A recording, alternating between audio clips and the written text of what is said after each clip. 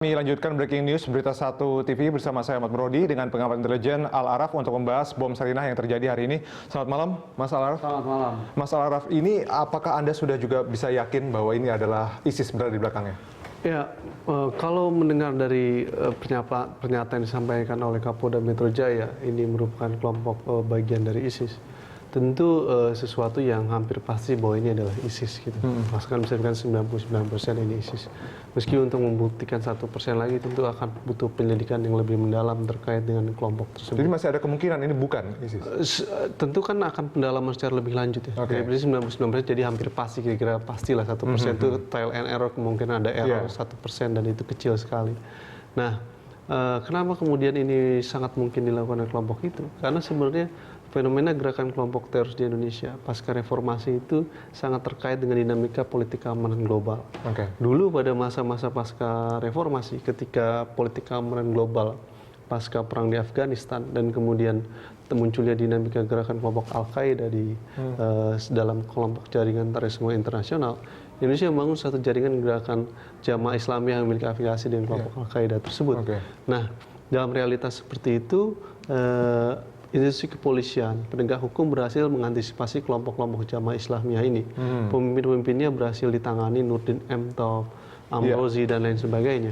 Sehingga kemudian secara organisatoris, kelompok-kelompok Jamaah Islamiyah lumpuh. Okay. Dan Indonesia kemudian melemah kelompok gerakan terorisnya. Tapi kemudian bukan tidak berarti ada, karena kemudian kelompok-kelompok itu terpencar, terfragmentasi. Jadi masih ada sebetulnya. Iya, kelompok-kelompok kecil dalam sistem kecil, tetapi mereka tidak memiliki pemimpin baru, tidak memiliki mazhab politik baru dalam pertarungan Indonesia. Tetapi mereka tetap menginginkan satu paham-paham ideologi yang radikal dengan cara teroris. Tapi kelompok ini kemudian terfragmentasi. Nah, begitu peta politik keamanan global bergeser dalam dinamika kekinian, di mana ISIS menjadi satu fenomena ancaman serius dalam dinamika internasional, meski kemudian ISIS sebenarnya pertarungannya adalah pertarungan di wilayah Suriah dan Irak. Tapi kemudian ISIS juga mengalami satu evolusi di mana mereka melakukan global dengan membangun satu jejaring-jejaring luas di beberapa negara, baik di Eropa dan di Indonesia. Dalam realitas politik keamanan global, di mana ISIS menjadi satu fenomena ancaman pasca peristiwa Paris, Turki, lalu kemudian peristiwa bom di beberapa tempat lainnya yang tidak hanya terjadi di Irak dan di Suriah, sebenarnya sudah bisa diprediksikan bahwa dinamika gerakan terorisme yang baru pasca menguatnya gerakan ISIS itu akan muncul dan menguat di Asia Tenggara, khususnya di Indonesia. Karena sesungguhnya Indonesia secara historical memiliki kelompok-kelompok grup radikal yang mereka kadang-kala kemudian hidup dengan pilihan-pilihan afiliasi politik yang dalam level tertentu, khususnya pasca reformasi, itu sangat terkait dengan dinamika perkembangan keamanan global tersebut. Sehingga kalau kemudian ini sangat terkait dengan ISIS, maka saya katakan tadi hampir kemungkinan 99% apa yang disampaikan oleh Kapolda Metro Jaya, ya ini memang kelompok jaring ISIS yang ingin membangun satu cabang baru, kekuatan baru khususnya di Indonesia. Dan lagi-lagi fenomena itu sebenarnya sudah bisa diprediksi ketika ISIS melakukan satu proses pengembangan kekuatan politik jejaring terorisme di beberapa negara. Oke, jadi memang di sisi lain ISIS juga ingin melebarkan sayap dalam arti kata seperti itu. Di sisi lain simpatisan-simpatisan di Indonesia juga berusaha untuk menggapai ISIS. Ada yang bilang juga bahwa ini semacam upaya perebutan kekuasaan di Asia Tenggara, begitu. Ya, itu nanti satu dinamika yang harus dianalisis secara lebih lanjut.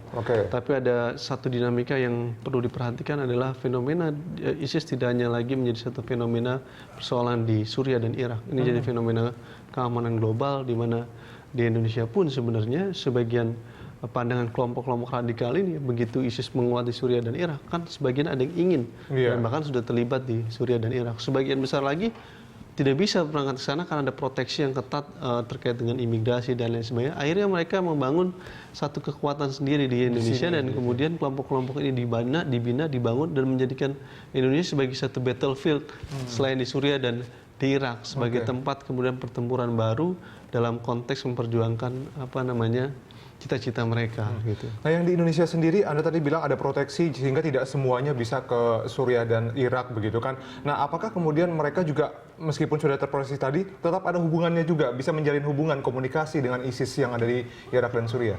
Ya, Mungkin mereka adalah orang-orang kelompok yang simpatisan dengan kelompok ISIS gitu, tapi kemudian mereka sulit untuk mendapatkan akses ke sana. Ada juga kemudian mereka yang terlibat di Suriah dan Irak, lalu kemudian mereka membangun satu kekuatan politik baru dan mereka membangun dinamika kekuatan baru di Asia Tenggara dan membangun satu kapasitas baru. Kenapa kemudian di Indonesia menjadi sangat mudah untuk membangun gerakan baru bernama ISIS dengan radikalisasi? Karena tadi sebenarnya pasca Jamaah Islamiyah selesai, kelompok-kelompok grup tersebut masih ada, tapi kelompoknya menjadi kecil, terfragmentasi, dan mereka tidak memiliki pemimpin.